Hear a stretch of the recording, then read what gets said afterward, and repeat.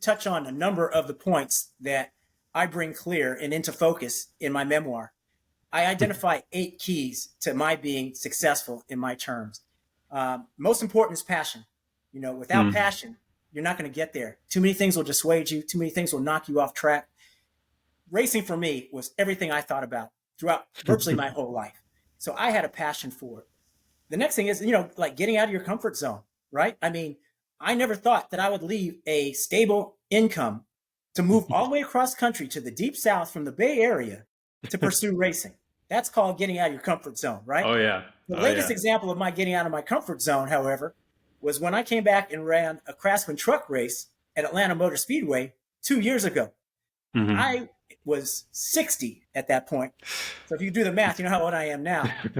But having not driven a truck since 2007, I, in the pandemic era, showed up at Atlanta Motor Speedway and ran with the regulars, not having any testing, not having any practice or qualifying.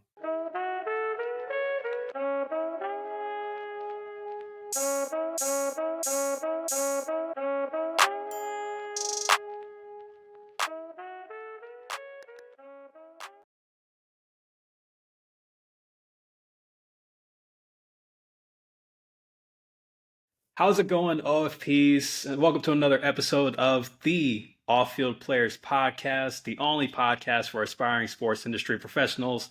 I'm your host, Philip Hall, and I hope everybody's having an amazing week or weekend by the time that you're listening to this. And oh my gosh, how excited I am to be putting together this episode, because the guest that we have on for another informational interview for the Off-Field Players Podcast is someone that I've really looked up to for most of my years when watching NASCAR, or really just most of my years being a motorsports fan, as well as being an intern within motorsports. And also, what's very sentimental to me is that our guest for today is from the same hometown as me. He's a Bay Area native himself, spent some time growing up in Oakland, and I'm just very proud to be able to bring him on today to tell his story. So just to give you a little bit of background of who our special guest is today, he is one of the only African-American drivers to race in NASCAR. His career, however, didn't start in racing. It actually started in the corporate world of software engineering at Hewlett-Packard. And with his 15-year background in the tech industry, transferring over to his career as a race car driver, the Bay Area native has been able to utilize and tell his story of how unconventional his journey has been and defying the odds that can inspire off-field players to find ways to brand themselves in their career path. And I'm very glad to have him on today. And I'm just going to introduce him. Ladies and gentlemen, OFPs, please welcome to the Off-Field Players Podcast, Mr. Bill Lester. How are you today, Mr. Lester? I'm excellent, and you better start off calling me Bill. We're going to have issues. I'm doing great, and I appreciate the invitation to join you.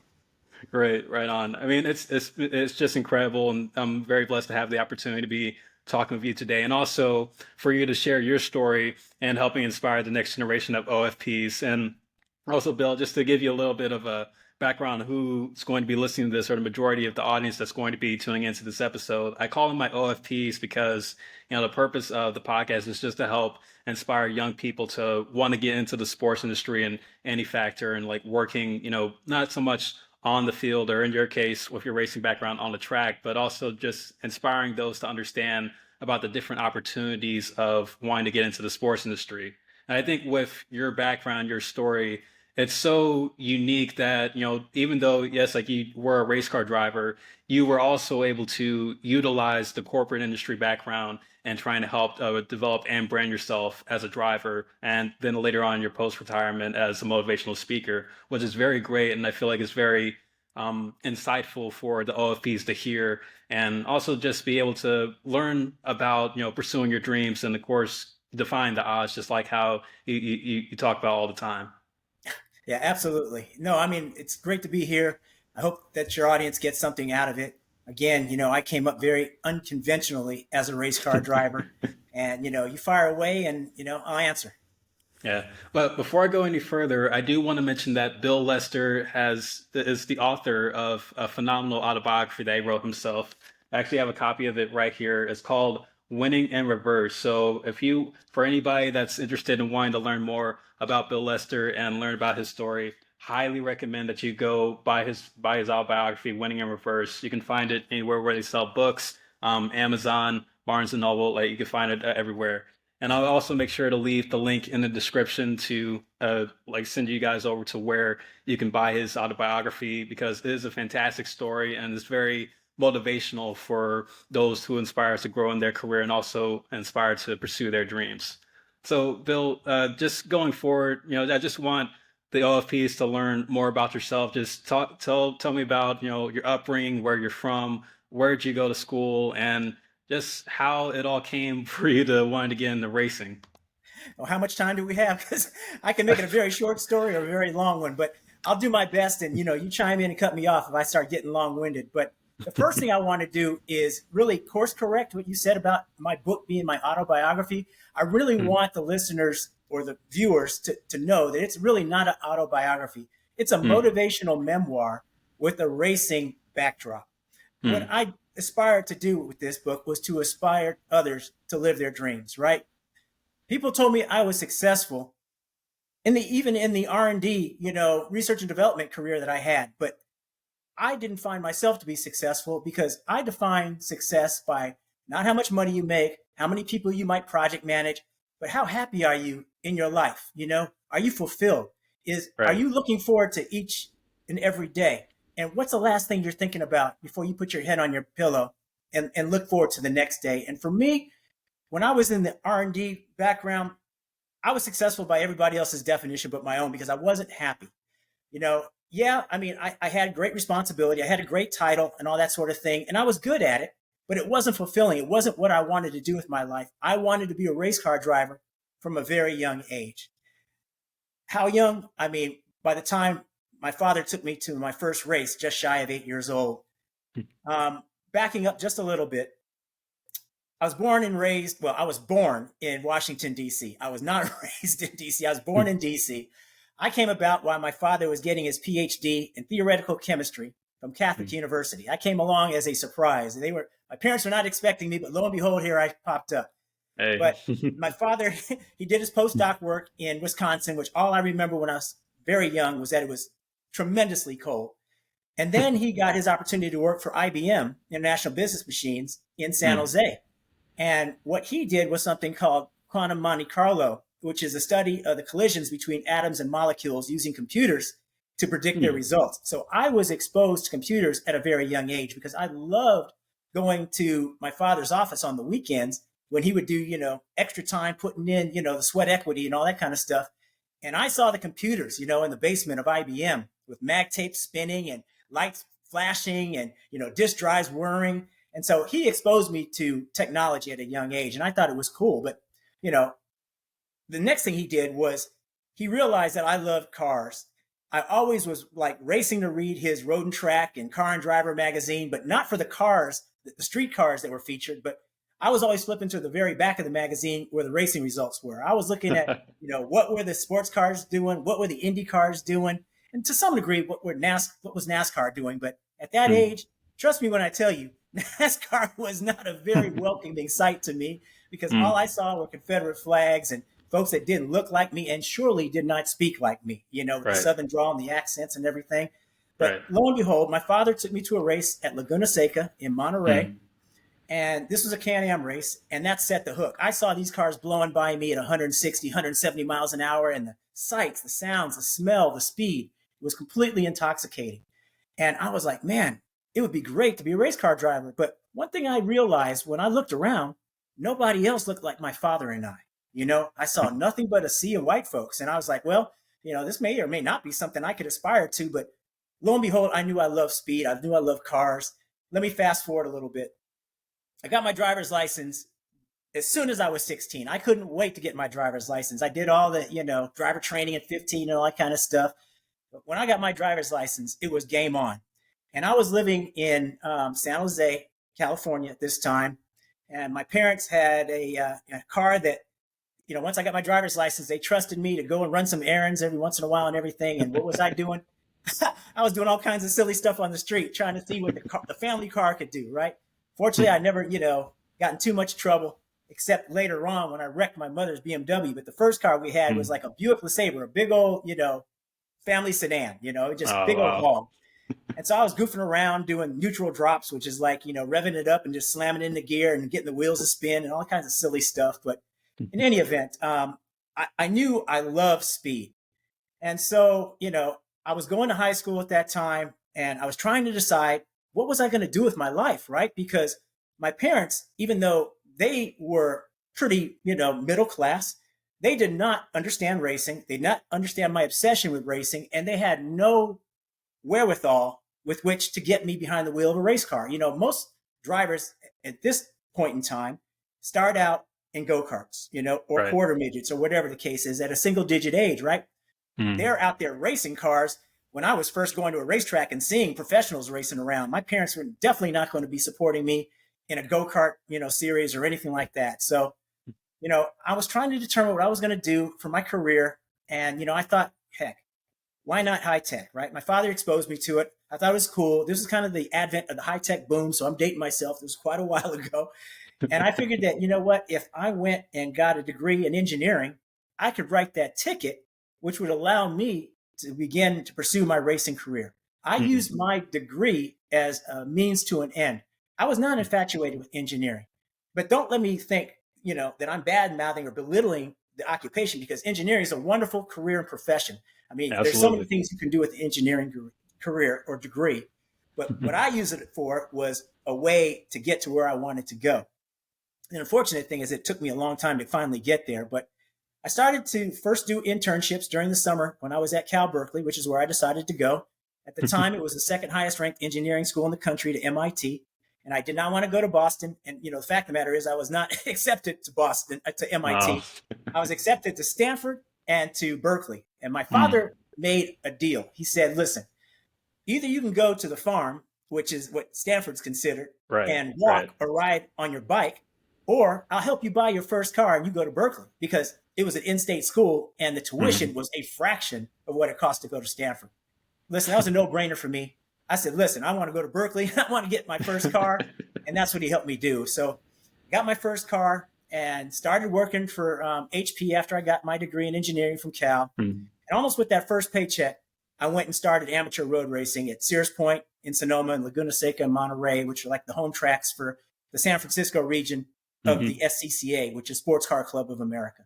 Because what Right. I wanted to do when I first came out of racing is I wanted to do what, most people do on the street, which is turn right, turn left, upshift, downshift, not just drop it into fourth gear and try to stay off a concrete wall, right? I mean, that was really what NASCAR racing was back then, very predominantly. And I just couldn't understand it. So NASCAR was nothing that I aspired to. So lo and behold, how I got there is another crazy story. But in any event, started racing, found out I was very good at it. Not only was I Northern California Road Racing Rookie of the Year my first year, the next year I won the Northern California Championship for my class. And I thought immediately after that, I was going to be leaving HP and turning into a professional race car driver.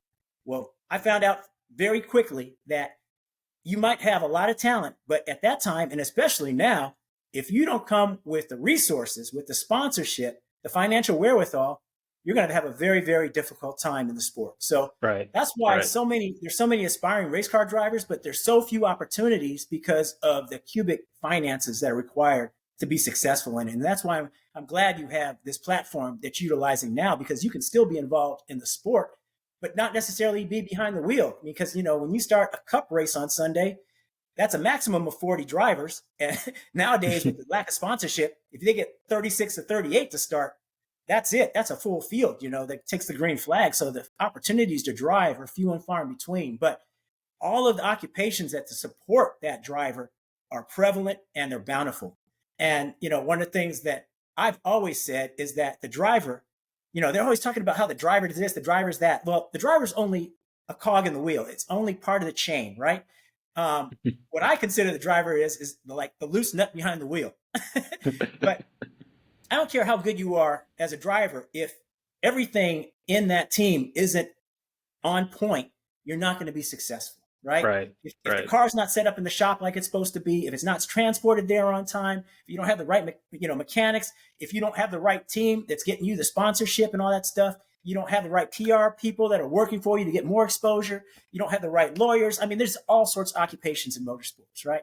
So I say that, after like, I do well in a race and somebody's interviewing, it's like, man, Bill, you did a great job on the race, blah, blah, blah. I'm like, listen, the driver gets a disproportionate amount of praise when things are good, and actually a disproportionate amount of blame if things go poorly, because you can't pick up a 3,400-pound stock car and put it on your back and drive it. If it's not right, I don't care how good you are, you're not going to be successful. Mm-hmm. But anyway, okay, so let me get back to my story a little bit. So I started out in the SCCA amateur racing, road racing, not thinking I was ever going to get into NASCAR, but and then did my first professional race just based on savings that I acquired and family support. I basically did a GoFundMe before GoFundMe was popular. And so I did my first pro race and, loved it, realized that not only was I good at it, but I just loved it. I didn't know against the pros if I was going to be that good. And I was able to hold my own against the factory teams with factory paid drivers. I'm out there paying myself to go out there in my first pro race. And so again, I thought that after even I did that sponsors would be coming, they'd be running, they'd be banging down my door to get me out there, with them, with me being able to promote and sponsor their brand. But again, it's very, this is what I consider professional racing to be. Politics first, sports second. I'm sorry, politics first, business second, and sport third. What do I mean by that? The politics are that if you're not born with a silver spoon in your mouth, you have to get people to believe in you, to give you an opportunity to go racing. That means you have to get sponsorship support. You have to forge partnerships with those in corporate America. So the politics of the sport is that you have to be in the room. You have to be in what we call a target-rich environment, a TRE. You have to be basically pressing the flesh with those vice presidents of marketing and advertising and CMOs and CEOs and all those sorts of folks that can open the financial door for you to be able to race. That's the politics of it. You have to be in the right place at the right time. Next comes the business aspect of it. What do I mean by that? Okay, so you're in the room. You got somebody's attention. You have their ear. Now you have to sell them on why should they be putting in, and if we're talking about a NASCAR Cup program, $20 to $25 million per year. Why wouldn't they put that $20 to $25 million a year in something else? Olympics or, whatever professional stick and ball sport or whatever the case is. Why are they going to put it behind you in a race car? And then, I have the additional thing where it's like a black driver. It's like, wait a minute, you guys don't race? Well, yeah, we do race. We're given the opportunity and the playing field is level. We do race. But it's so difficult because of the politics, because of the business. Once you're able to be in the room, once you're able to convince a company that you are who will give you that return on investment, you actually get to do the thing that you love the most. The reason why you're doing all this, you actually get to race. You get to compete. That's the sport. I thought way back when I was first getting into racing, that the racing would be the hard part. Racing is the easy part. Racing is the point where, I said it, Bubba Wallace has said it, all sorts of drivers say it, where when you finally get behind the wheel, you get to put that helmet on, they put the window net up, you're in your world. That's what you've done, all of that hard work and sacrifice to get to be able to do what you feel you were born to do. And that's why after a 15-year career at HP, at one point I got married, my wife told me, she said, listen, hon, you're not getting any younger and you're not getting any easier to live with. You're miserable doing what you're doing. You know what you want to do, devote all your time and attention to trying to make it happen, or say that it wasn't meant to be, but you gave it your all. And so I left HP with a leave of absence, hoping that it never come back, but it allowed me, and this was initially 6 months, to devote all my time and attention to meeting all the people that I had met over the years, the potential sponsors, people that are, in the industry that could open doors for me, that believed in me. And I could respond to those meetings. I could get out there and talk on the phone freely instead of, 8 to 5, doing the regular job and then trying to sneak in a business call. That's not what HP was paying me for, right? So yeah, I gave myself 6 months of a leave of absence to see if I could gain any traction. And sure enough, I did, to the point where I left HP. And with my wife's blessing and support, we came up with a 3-year plan whereby I was either going to make it as a race car driver, or I was going to have to come back to reality that it didn't happen and come back to the high-tech industry. Well, what happened then is that I got a number of opportunities to demonstrate my talent. First was in CART, which is the Championship Auto Racing Teams, which is the precursor to IndyCar, where I was in what was called the African American Driver Development program where they did a nationwide call to see if anybody of minority descent was ready to race in an IndyCar. And I thought at the end of this program, if I demonstrated, whoever demonstrated that they were the best would get an IndyCar ride, or at least an Indy Lights ride, right? So I did the program and competed against two other guys that had open wheel experience. I'd never driven an open wheel car up until this point. They tested us all together at a track called Button Willow in Southern California. I smoked these guys. And the result of that was that I got a full day and an exclusive test in Team Cool Green's IndyCar. And so they brought me out to Phoenix Firebird International Raceway, a road course. And I was within 2 or 3 tenths of their regular driver, their full-time, driver. And this is the first time I've been in an Indy Lights car, right? So I showed unequivocally that I had the talent to do it, right? Cart goes, dang, Bill, you did extremely well. If you bring, $1.5–2 million, we'll put you in some Indy Lights program. I'm like, wait, what? I thought the whole purpose was to demonstrate I had the talent, and then they would provide a ride. So that really soured me on open wheel racing. The thing that I thought was cool about open wheel racing was that Willie T. Ribbs was the first black driver to run in the Indy 500 in the mid '90s. Oh, yeah. And that was the also another Bay Area native as well. Yeah, that was the IRL series. That's why CART came with this driver development program to see if they could counter what the IRL was doing with Willie. But anyway, it was a harsh reality that, they gave me every indication I'd be racing, but it didn't happen. So that soured me on open wheel racing. And I started to really focus on the fact that NASCAR racing was really becoming the most popular form of motorsports in our country. I mean, when I saw John Andretti leave a full-time IndyCar program to come to NASCAR, I was mind blown. I was like, wait a minute, why would he be leaving, an IndyCar program in the Indy 500 to come to NASCAR? But he was one of the people that led the progression of a lot of drivers from different disciplines trying to get into NASCAR. And so I was fortunate enough through a relationship that I had to meet a guy by the name of Ed Renzi in 1998, who was the former president and CEO of McDonald's. He was also a huge racing advocate and, just loved the sport. And he had his own team called Team Renzi Motorsports. And so Ed and I were put together, and Ed came to me and he said one day, Bill, I understand that you like race cars, but if you ever raced a heavy car? And I said, well, what's a heavy car? He said, a stock car. And I said, no. And he said, let me marinate on that. Well, a few weeks went by, and Ed, who is the owner of an ARCA series team, which is, competing against NASCAR, who actually is part of NASCAR now, but back at the time was its own, sanctioning body. He said, I want to see how you do in a heavy car. And so what I thought he was going to do was bring me out in a private test at a racetrack and see how I did. Well, what happened is that we roll up to a quarter-mile high bank short track in Anderson, Indiana, with a figure-8 infield. I've never seen a racetrack so small in my life. I mean, you got to realize I was used to 2.5, 3.5, 4-mile road courses where you turn right, you turn left, 14, 15 turns.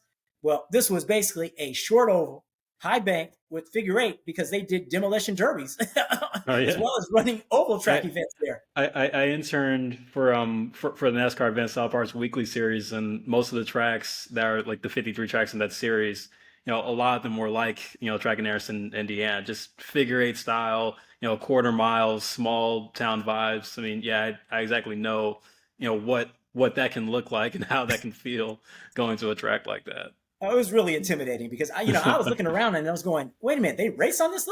This track is too small to race cars on, right? I mean, I'm just used to an expansive, long track with multi-turns and everything. And I was like looking at this little bull ring going, what is this? And so lo and behold, they backed out a primer gray backup car to the primary car that Ed Renzi had entered in the ARCA race that weekend. In other words, this was not a private exclusive test. He brought me to an ARCA race weekend with a primer gray backup car to his primary car.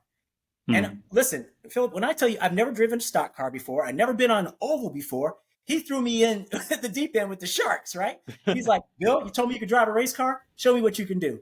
So he didn't enter me in the race, but what he did is he entered me in the practice sessions and had my practice times been my qualifying time, I would have qualified in the top 10.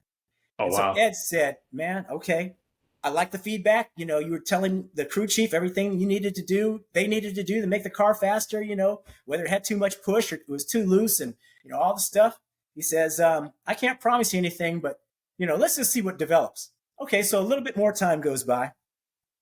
And he says, Bill, I want to enter you in a NASCAR race at Watkins Glen. And I'm like, really? And so I made my debut as the first African-American driver to race in a NASCAR Busch or Xfinity Series race, they call it now, in 1999, when I ran at Watkins Glen in a Busch Series with Ed Renzi. It was Bobby Hillen's team, but Bobby Hillen was struggling financially, and he didn't like road courses anyway. So it was a perfect opportunity because I was a road course, expert at that point. I was considered to be a ringer, so that was a perfect opportunity for me to make my debut. So that's where I started out in NASCAR. I didn't look at sports car road racing or open wheel racing again. I got the opportunity after that to be part of Dodge's program. I took over in 2002 and ran in 2003 with a factory back Dodge in the NASCAR Craftsman Truck Series with Bobby Hamilton. Now it's starting to be called again the NASCAR Craftsman Truck Series. So going back to the initial foundation of it is pretty huge. Exactly. You heard me hesitate because I was ready to say, Gander Outdoors or Camping World. Craftsman Craftsman to Camping World, Gander Outdoors, and then back to Camping World, then back to Craftsman. So a lot of sponsorship change there. Absolutely. So, I ran 2 years with Dodge. I ran 2 years with Toyota with Bill Davis Racing. And then I made my debut in the Cup Series at the tender age of 45 years old at Atlanta Motor Speedway in 2006 when Waste Management got behind me. And, I became the first African-American driver to race at the top level of NASCAR since Wendell Scott, then Willie T. Ribbs, then myself. And after that, now is Bubba Wallace. So it's almost like every 20 years, a black driver broke through to the top level. And I had my, moment in the sun in 2006. So I raced a little bit more in NASCAR after that, wound up going back to road racing sports cars professionally until 2012, which is when I basically ran my last professional race. But then, believe it or not, how I was telling you how most drivers start out in karts. My last real competitive racing was in go-karts, was representing Team USA in Rotax karting competition in 2012 without having a stitch of real karting experience. I went out to a go-kart track. The owner of the track liked what he saw. He said, hey, would you like to do this competitively? I said, yeah, sure, why not? You're paying. And so next thing you know, I'm going over to Portimao, Portugal, representing Team USA in 2012, beating a whole bunch of, lifelong karting drivers. I mean, they were like, who is this guy? It came out of nowhere, right? A number of them knew I was a professional racer, but I wasn't a kart racer. So it was a whole different discipline. So I consider that to be, I'm pretty proud of the fact that I was able to do that. It was quite a feather in my cap. And it's really the reason why my book is called Winning in Reverse. People ask me, what kind of title is that? And I said, well, it's because I became successful. I did what I wanted to do with my life, but I almost did it completely backwards to how a regular race car driver lives their career. They start at a very young age, and by the time they're 40, early 40s, they're done. My first professional race was at 40 years of age in the truck series. Well, actually in the Busch series, and didn't have the opportunity to go karting when I was younger. But my last racing after my pro career was in a kart. So I got there, I did it, but it was in reverse. I won. Yeah, I mean, Bill, like just your story has like so many increments to it that can make, it feels like you've played on all sides. Like you had to find ways to represent yourself. Like you did your way. I mean, you had to get people to back you. And I feel like when the OFPs hear your story, they can take some inspiration in regards to, oh wow, like he did something that was, unconventional to what most people would do in their career. I mean, like you said, starting 15 years at Hewlett-Packard and then transferring that over into starting your racing career. Even when you first started, there's actually a term that that people use in the racing world to describe someone that had to pay their way to drive cars. It's called the gentleman driver, where someone that had like a successful career working a 9 to 5 would pay their way just to get into racing.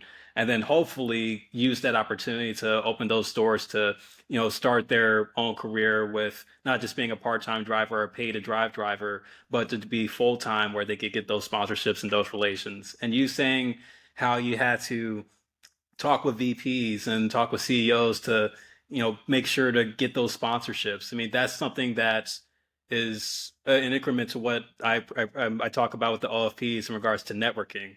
And Hmm. I could just personally say myself, I feel like that networking in a way is like my superpower, where, I can go and talk with people like that are higher ups. I've always been someone that's never been afraid to go to the top. And just hearing you, say that you've had to go to the top to meet with those VPs, meet with those CEOs, just to find funding, because as we know, like in NASCAR, it's a sport that's really driven on sponsorships, and sponsors are what's keeping the sport around like to this day. And it's very great to just learn that, or and have the listeners learn that about you, that you weren't afraid to take those risks, to quit a stable job to want to go into something that is very hard to do. Hmm. There are no guarantees. I mean, you touch on a number of the points that I bring clear and into focus in my memoir. I identify 8 keys to my being successful in my terms. Most important is passion. Without Mm. passion, you're not going to get there. Too many things will dissuade you. Too many things will knock you off track. Racing for me was everything I thought about throughout virtually my whole life. So I had a passion for it. The next thing is, like getting out of your comfort zone, right? I mean, I never thought that I would leave a stable income to move all the way across country to the deep south from the Bay Area to pursue racing. That's called getting out of your comfort zone, right? Oh yeah. The Oh latest yeah. example of my getting out of my comfort zone, however, was when I came back and ran a Craftsman truck race at Atlanta Motor Speedway 2 years ago. Hmm. I was 60 at that point. So if you do the math, you know how old I am now.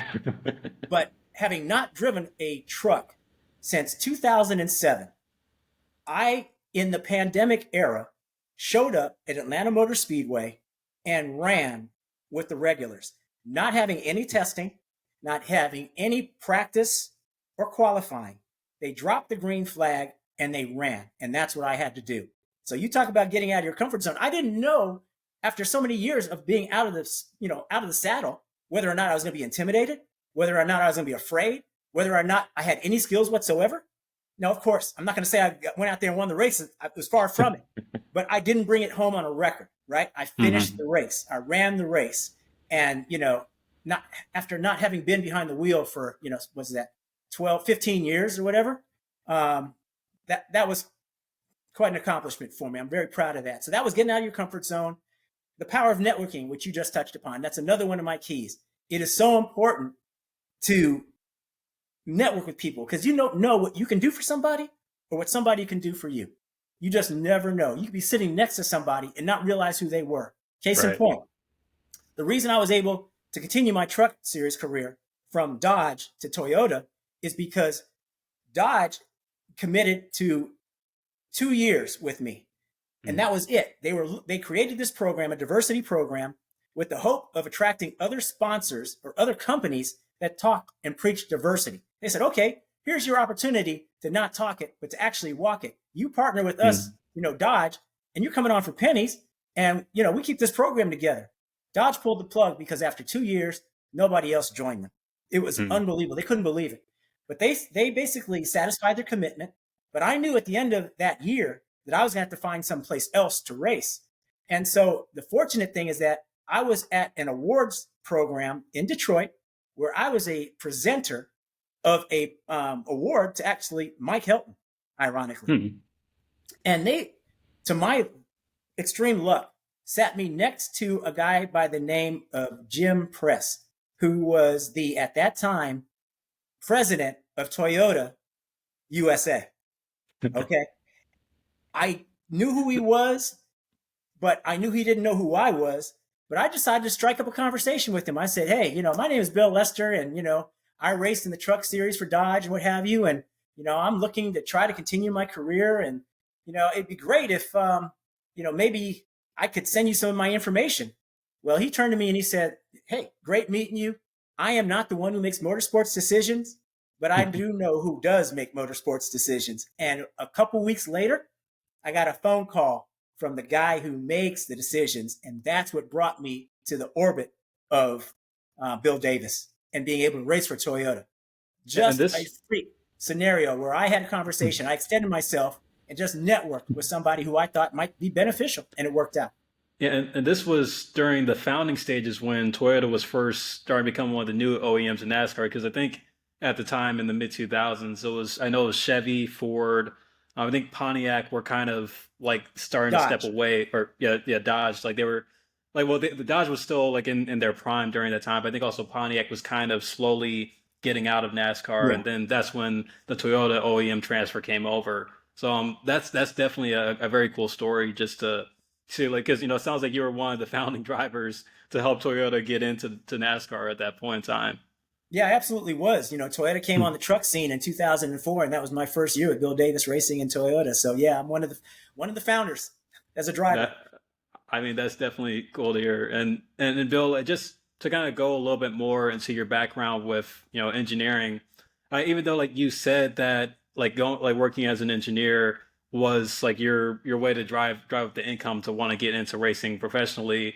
Like, would you say that those skills that you were able to learn at Hewlett Packard transferred over into racing? Because I know what makes you so unique is that when you think about NASCAR drivers, not most of them have college degrees or let alone even really went to college. And, just now starting to see with, the handful of drivers that are starting to pursue, secondary education or like a university education these days, like how did you think that helped you make that transfer over into racing?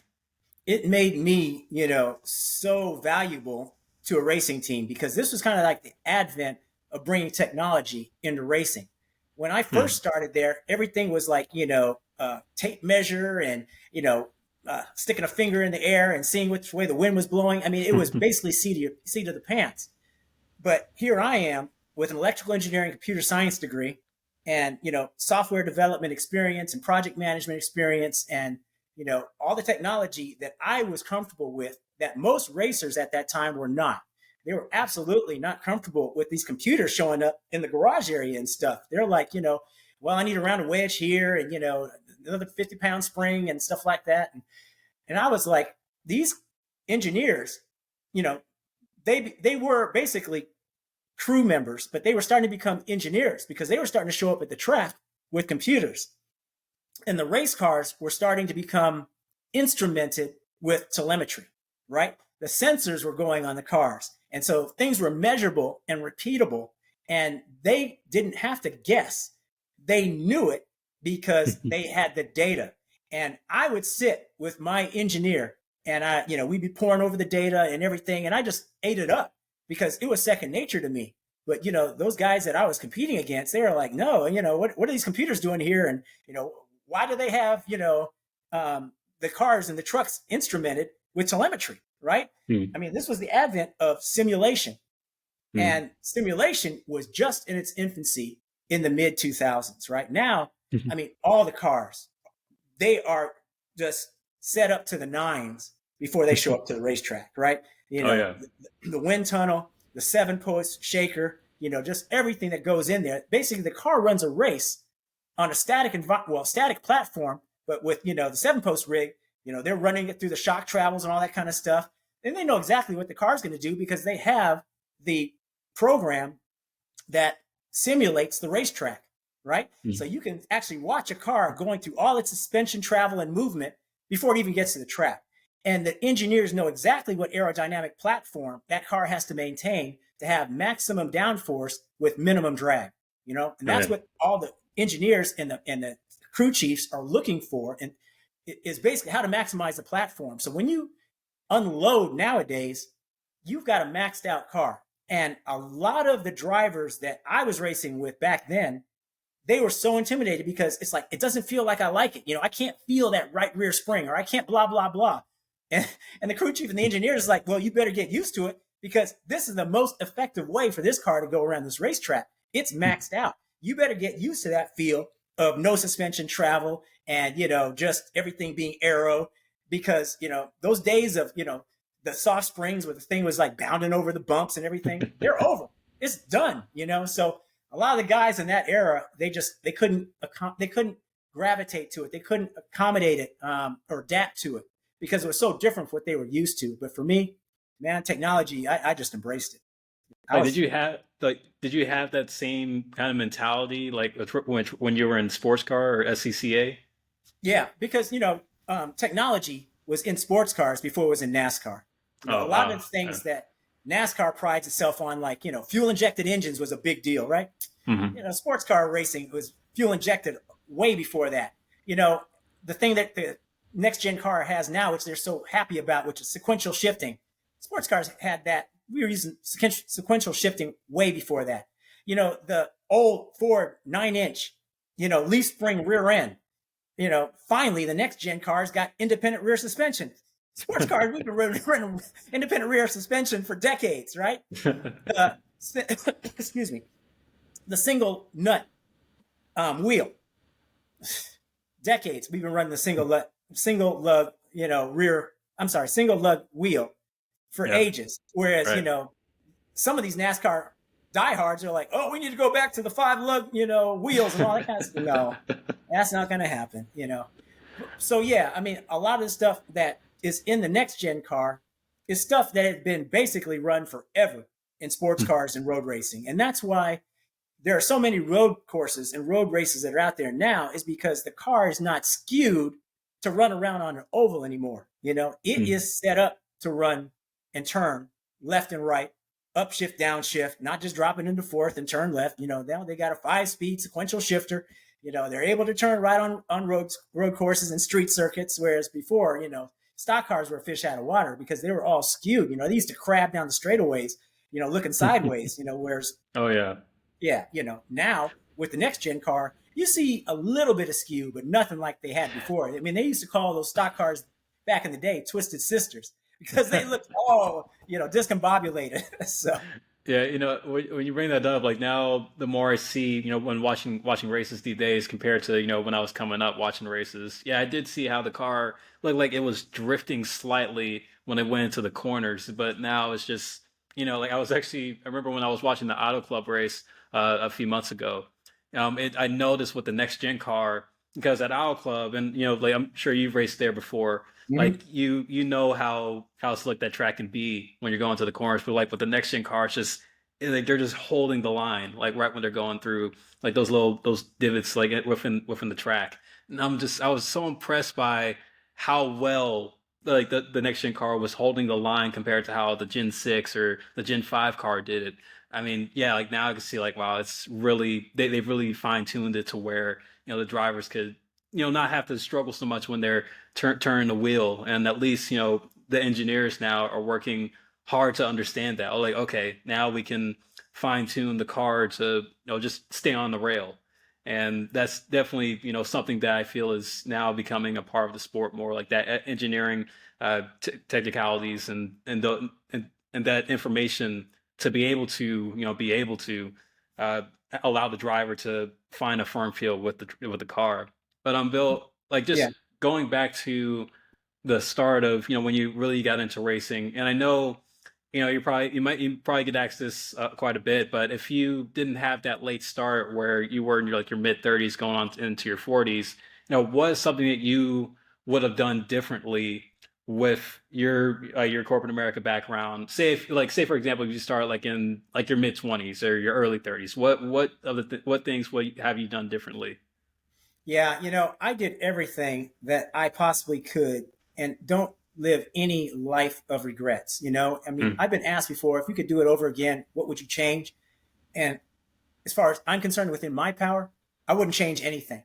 I did mm, everything that I could to be out there earlier, living my dreams sooner. I knew what I wanted to do.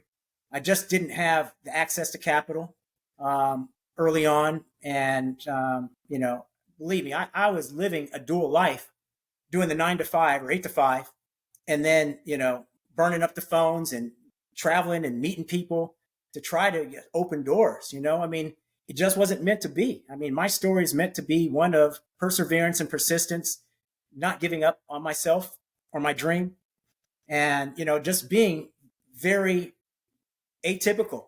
I basically walked the road less traveled. Like you mm. said, I came out of the box very late as a full-time professional race car driver. I was 40 by the time I was getting paid to race. Before that, I was always paying. And it wasn't for lack of effort or trying to take advantage of every opportunity that was provided to me. I did all of that, but it just wasn't in the cards. I mean, would I have liked it to have been? Sure, why not? I would have been great to, like most race car drivers nowadays, start out in a kart or quarter midget or whatever the case is as a single digit youngster. Mm-hmm. That was not my walk. I mean, that didn't happen for me. But I'm so proud of myself for never taking no for an answer, realizing what I wanted to do, realizing that I was given a gift, a God-given gift to race cars. And that's how I looked at it. Had I given up, I would have given up on my dream. I would have given up on my gift, and mm-hmm. I would have had nobody to blame but myself. And so I'm so glad that I never did that. And that, even though it came much later in life for me, it came. I got to live my dream, and that's the most fulfilling, rewarding thing that I can say that, I got there. It was a lot of school of hard knocks, a lot of disappointment, a lot of frustration, a lot of questioning, why am I being, put through the ringer like this? Why is it so hard? Why? Why?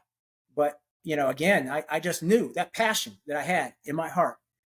It wouldn't let me let go of it. It wouldn't let me turn my back. And that's why I was able to achieve it, because every waking moment I was thinking about it. I was trying to do something about it. I was trying to get to that goal. And I finally was able to, get the brass ring. Yeah, and that persistence that you speak about, I mean, that's something that the OFPs can be inspired by, because in past episodes, I've mentioned to them how, when you're trying to work into the sports industry, because, just me with my background in school, getting a sport management degree, and just also applying the jobs and being a part of, very, very great internships I've been very blessed with, from being at 2311 Racing after my sophomore year in college, and actually interning at Sonoma Raceway last summer in the NASCAR Diversity Internship Program, along with, doing internship with the Oakland Athletics. And then this summer, being in Daytona, interning with the weekly series, like I mentioned before. Mm-hmm. I mentioned to the OFPs that when it comes to trying to be in this industry, it's so competitive, just like how racing can be competitive. You're going to have to face rejection. You're going to have to face, those barriers that you're going to have to find a way to jump over, go through. And also, starting to face adversity when things aren't going right, or when you're hoping that things can be better, but they're not.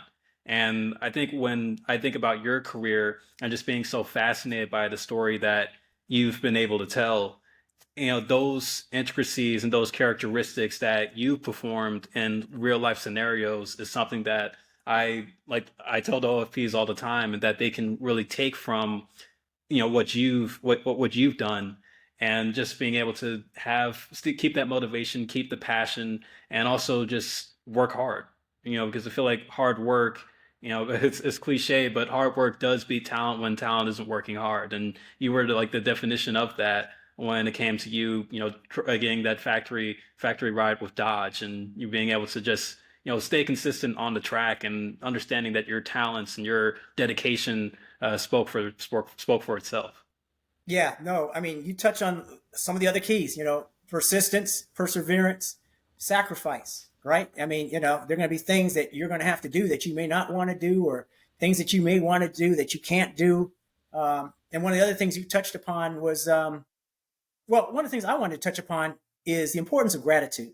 That's one of the other keys, is being grateful for the opportunities that do come your way, and for the things that, you've accomplished that sometimes you take for granted.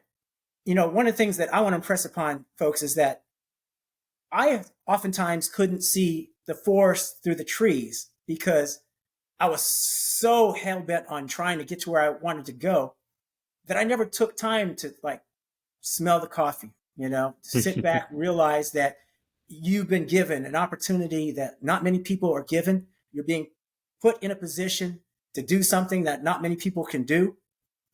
Take pride in that, be grateful that you've been able to accomplish what you've been able to accomplish. It may not be everything all at once, but step back and, again, take time to enjoy what you've been able to do. I was always so focused on, the next race, the next sponsor, the whatever, that half the time I didn't realize, dang, I'm living my dream. I'm doing great things. I'm actually opening the door for others. I mean, Oh Bubba's yeah. told me a time or two that, when he was playing his video games, he was playing the character Bill Lester, and I was like, really? I never knew that. So that was like gratifying to hear, I mean, so yeah, I mean, that's really important because you can get demoralized, depressed, wondering what the heck is going on if you don't just sometimes realize all the things that you've accomplished. It's really important. Yeah, and I want to, go into you mentioning about Bubba Wallace, and of course, with me interning with 2311, I had a chance to talk with Bubba on occasion when he came to the shop, and even, of course, handling with his social media pages. What really stood out to me about Bubba was just, how with all the adversity that he was facing, being the only black driver racing in the Cup Series, how he was able to just still carry himself and be able to still realize that, yeah, it may seem like I'm alone, but I am making a difference in how and what I'm doing on the track. And, I'm not sure if you watched the Daytona race or not, and just finding out, seeing Bubba finally make the NASCAR playoffs. But when I was watching the race Saturday night, what really inspired me and what was really touching to me is that, wow, he stayed determined. I mean, there were many times where he was saying like, am I built for this? Like, am I supposed to be here? Like, why am I here? And I think when just that feeling of him making the playoff, just seeing that monkey just fly off his back, if the monkey wasn't heavier, like when the first time I saw him win a race, which was at Talladega, and then now it's finally seeing him make the playoffs with 2311 Racing, just seeing all that adversity and all that, struggles that he's faced over the years, just go away instantly.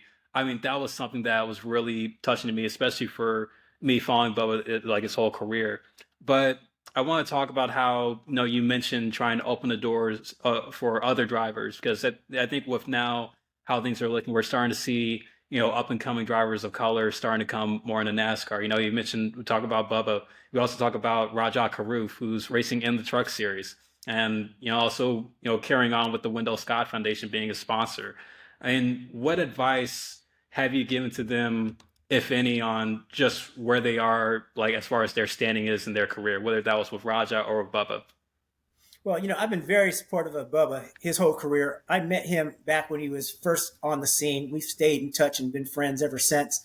Um, I basically we text each other on a regular basis, and so I'm very encouraging of him and supportive and just trying to not let him get so down on himself and helping him to try to put things in perspective. So I'm very complimentary on things with him and sometimes give him things that I see that might be some form of advice for him. I have not spent that much time with Raja. I met him the first time only this year. But I Hmm. told him when I met him, I said, "You're pushing too hard. It's going to Hmm. come. Don't force it." He reminds me of me, Hmm. always trying 110% all the time, oftentimes getting in over his head, just you have the talent. I've seen the skill. Let it come to you. Again, as I said before early on, you can't carry a stock car or truck. Hmm. It's got to be right, So make sure it's right so you can drive it to your level. I mean, I've tried on a number of occasions to just pick it up and carry it, and half the time I wind up in the fence, right? I mean, Raj has had a couple of those experiences himself where, it's just, man, you're not helping yourself if you're not running all the laps. You go out Oh there yeah. and do something and you put yourself in the wall or do something silly, take risks that are just unnecessary because the talent is there. He's proven that time and Oh again. yeah. Another person who's coming up is LeVar Scott. Yep. He's out there at Levar. Yeah. ARCA and stuff, and I think he is very talented. He comes from a line of drivers in his family. Oh yeah. His brother races as well. So, like you said, there are those on the horizon. It's just we need the opportunities. We need the playing field to be more level. And the way it becomes more level is if we all have the same access to capital. We all have the same, opportunities financially. It's so difficult what, those of color are up against because we typically don't have the financial wherewithal to continue the pursuit. When you talk about karting at the national level, at your single digit years, that can easily be a 6-figure proposition for a family. I mean, you're talking about a kid who's 9 years old, racing for a national karting championship. His parents can easily spend over $100,000. How many communities of color, families of which can afford to do that? Because not only are you spending that kind of money, you're talking about now a kid who's going to be homeschooled. They can't, with the travel schedule they have, they can't go to a public school. They're now homeschooled. So you see a whole bunch of, white families with kids that are privately, schooled. They show up in their helicopters. They got a 18-wheel transporter for a cart. They're part of a team, of course. It's not their singular 18-wheeler, but they're part of a team that's got, 8 or 10 cars or carts, and they're a dynasty.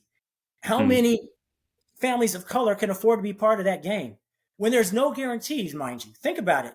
You might start out 8 or 9 years of age, and then all of a sudden, by the time you're 13, 14, you're like, you know what? I don't want to go racing anymore. What has that family invested and not gotten a return on, right? So the barriers of entry are extremely high as a driver in motorsports. That's why, we've talked about it before. You can be involved in the sport, but, you don't have to focus on being the driver. There's all sorts of other opportunities, which we touched upon briefly, that you can become a part of this exciting sport that we are only scratching the surface on. Have we made a huge impact on pit road? Heck yeah. When I was out there in the mid-2000s, I only saw one other guy, William Wilson is his name, who was a jackman for another truck series team, who was out there besides me. Everybody else up and down pit lane was white. Now, man, brothers and sisters are doing work, okay? Yes, you get us a level playing field. You let us, perform like them or whatever. You know what time it is. So, again, it's with racing, being the driver, it's so hard because you got to have money somewhere in that equation. Oh yeah, and also just mentioning how the barriers to entries are more financial, where people that may not come prosperous means it's hard for them to get into racing. But I'm not sure if you watched the Gran Turismo movie yet. But I saw it. Oh, okay, great. Yeah, I mean, I watched it too. Like, actually, I watched it opening night, and I was just amazed by how well the story was told. But I think what makes that story so unique, especially to my generation, not only do I think it's going to inspire young people like of the different ways to get in the race, because that backstory in regards to how far sim racing has came, and especially for like the platform that's given Raja, like with him being a sim racer before he became like a professional real life driver. I'm hoping that that platform can encourage more black people to get into motorsports, not so much and not have to spend so much money to find a way to have some kind of racing field, because like from iRacing, the Gran Turismo, to the different simulator systems that we have when it comes to motorsports, I think there's so many opportunities to encourage more people of color to want to get into motorsports without having to break the bank. Yeah, there's no question about that. I mean, iRacing has done wonders for getting potential drivers the experience of what it's like and what it takes without going out there and wrecking cars. I mean, when I was coming through, the only way you got that experience is you went out there and you learned from the school of hard knocks. Well, I overstepped my talent level and crashed. I mean, that costs money, that costs time. But, when you're on a simulator, that's a matter of hitting a reset button, right? So guys like Raja and his generation, they're out there at such a young age because they have that tool, because they have that simulation, because they don't have to go out there and physically be on the track to know what the track's going to do, to have a feel for the track, because they're laser scanned so well now. You can feel all the bumps and, everything. The only thing that you don't have really are the G-forces, unless you really are putting in some money and getting those, 6-figure simulators, gaming systems, that you're sitting in with all the motion dynamics and all that kind of stuff. But even with that, it's still not quite the same. Simulation is just that. It's simulation, but it's not the real thing, but it's darn close. And, as far as Gran Turismo is concerned, the movie, there was a whole lot of Hollywood in it. And there's going to be Hollywood, just like Days of Thunder. stuff, crap they did in Days of Thunder. I'm like, get the heck out of here, right? But it was great because it exposed more of the population, Hmm. and sold tickets, and it just got more people looking at the sport of racing, NASCAR at that time. But now with Gran Turismo, now they're looking at sports cars and road racing. That was all based on sports car racing, 24 hours of Le Mans and stuff like that, which is where Your start. yeah, which is where I was coming from. I thought my career would take me to 24 hours of Le Mans, 24 hours of Daytona, or maybe Indy cars, and I wind up in NASCAR. I would have never in a million years thought that would have been the case. I mean, when I saw these guys on ABC's Wide World of Sports back when I was a kid, I mean, they had their sudden draws, and I saw the flags. And I was like, oh God, why would anybody just want to run around in a circle? And lo and behold, there I wind up showing up. But the other thing about Gran Turismo is that I know Jan Mardenborough, and so I am so proud that his story is told, because it is a unique story. I didn't come up through a gaming platform or anything like that, but he did, and he made it. He was very talented, and the fact that they thought that his story was compelling enough to be out there on the big screen, it's a wonderful thing. Oh yeah, absolutely. Like on all counts. And Bill, just knowing what you're doing now, like on the post racing side, like I've seen that you're, doing more motivational speaking now for Fortune 500 companies. I was actually watching a video last night of you like speaking at a high school. It was a high school in Miami's commencement, like that you did a couple of years back. Like, Mm-hmm. what have corporate leaders been inspired by the most when you tell your life story, from being at HP to, learning about how to bring in sponsors into like your racing career? Like, what have they learned or like been inspired by when you go and speak at these conferences?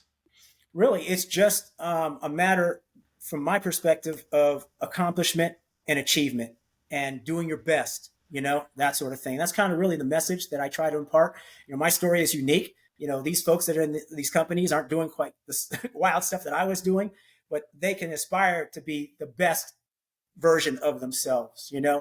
I also really push the importance of teamwork and communication, that sort of thing. You never know what somebody who's right next to you knows that, you might be struggling with. I mean, just talk to somebody. It's like, I'm always just amazed, especially in my technical professional career, of what something I might be wondering, gosh, how do I do that? And you just, reach out to a colleague and they're like, oh, do it this way, that way. It's like the things that you can accomplish through collaboration that is so much greater than what you can do typically on your own. It's the teamwork. That's the thing that I press upon, is the teamwork. It's the accomplishment. It's being the best version. It's the, you can get there. You can do this. Believe in yourself. Make it happen. That sort of thing. And that's one of the things that they like about my story. I mean, that's definitely awesome. And I'm sure, driver or no driver, corporate leaders can really find inspiration and just the aspect of teamwork you speak about. I know, when we think about like professional athletes, say Michael Jordan, when people hear Michael Jordan talk, they'll learn about his hard work and his mentality, in practices that transferred over into how well he performed as a basketball player. Think about other athletes like Tom Brady. His hard work and determination to perform well on the field really all came with, trying to receive the mentorship from his head coaches that he's had over the years. And, I feel like when people, hear you, they can see that, maybe things don't have to be like, to a set, have a set plan. Yeah, you're gonna have to take unconventional routes. You're going to have to make tough decisions. You're going to have to make sacrifices. And I think that's the one thing that I feel, being the leader of like any organization, can really take to heart when they hear that. And like, I know our Yes. time is, slowly coming to an end, but I want to ask you this last question in regards to just, knowing about like how much you've accomplished over the years, and how well, your story has, or like how many people, or how many people your story has reached through your Mhm. book, and also through, just you speaking about it. What would you say is the highlight of both your corporate career and your racing career, as well as also your career in retirement now? So, with my professional corporate career, I would say my biggest accomplishment is how my people thought of me. They really held me in high regard. The only thing I missed about corporate America were the people, because I was Mhm. really just hoping to lead them on a path of success. And they knew that I cared about them, and they held me in high regard and esteem. And I'm proud of that. As far as my racing career is concerned, my high water mark was my debut race at the Cup Series level, qualifying for that race on a Friday night in Atlanta Motor Speedway, where nobody thought I was going to make it. It was back in the days when we started 43 cars, 52, 53, 55 cars would show up, and they were go or go homers. And I was a go or go homer because I didn't have any sort of team points, to fall back on. And so all the exposure I got, first time in 20 years, a black guy is going to try to race on a Cup Series, level.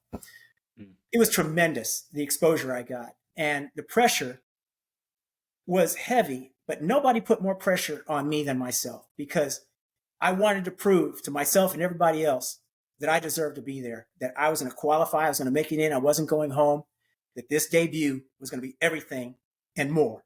And it was that. I mean, if you watch, and if your audience watches the video of the Golden Corral 500 in 2006 qualifying, which is actually, I think, on my YouTube page, you can see it there, where Larry McReynolds and Darrell Waltrip counted me out on my qualifying laps. They were saying, stuff like, he's out of the gas too soon, or he's too far up the track, or, he's not in the groove, or whatever the case is. And I smoked it. I mean, I qualified 19th out of the 50 or plus cars that showed up there in my first Cup Series race.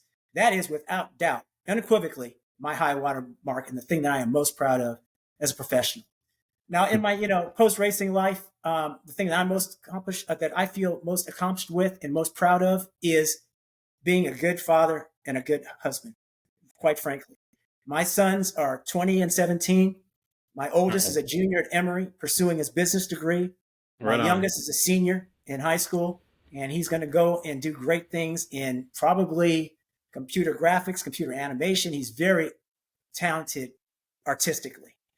And I just thrive on them being successful. And that's really where I get my most satisfaction nowadays. Outside of that, I'm an avid amateur golfer. So that's how I get my competitive spirit and juices flowing, is I can go out there on the golf course and take it out on the little white ball.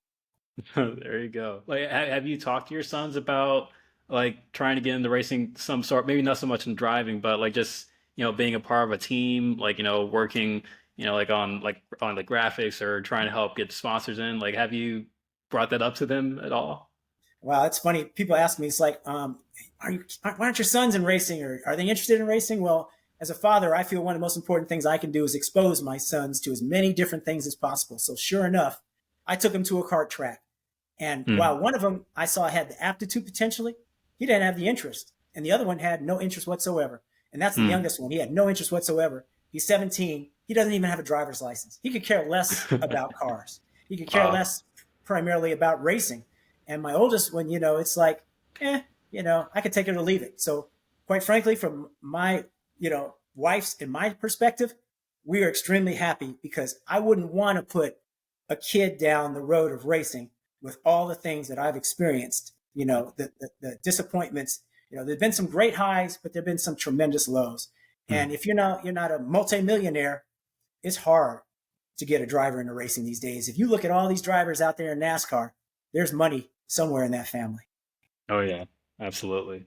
Oh, Bill, like, it has been such a great pleasure for you to come on and for you to tell your story. And I'm sure, the OFPs that have watched to the end, they're going to be inspired and motivated just by your story alone. Because, I feel like, again, it's a story of unconventionality, but it's also a story of success in many different ways. So thank you so much for telling it. Phil, I appreciate the time, man. I had a good time chatting with you, chopping it up, and hopefully, like you said, your OFPs get something out of it. Yeah. And also, just another reminder, I want to make sure to continue to promote Bill Lesser's memoir. It's called Winning in Reverse. You can go pick it up in stores, like on Amazon, wherever they sell books. I'll also, again, make sure to link to like the link in the description for where you can go buy the book and learn more about Bill Lester's story. Again, it's a story of, many different aspects when it comes to career success, and I highly recommend that people go and pick up a copy and read it for yourself, and also just learn more about what Bill maybe didn't touch on in the episode just within his story alone. But thank you again so much, Bill Lester, for joining me on the Off Field Players podcast. And also, as a reminder, if you listen to the video version on YouTube, make sure to like, comment, subscribe, and share the link with anybody that's interested in wanting to work in the sports industry. And also, if you listen to the audio version on Spotify, iHeartRadio, Google Podcasts, Amazon Music, Radio Public, make sure to like it, follow, and keep up to date with new episodes. And also share the link with anybody that you feel needs to hear Bill Lester's story and also find motivation in their pursuit in becoming an off-field player. Again, thank you so much, Bill Lester. It's been a pleasure talking with you.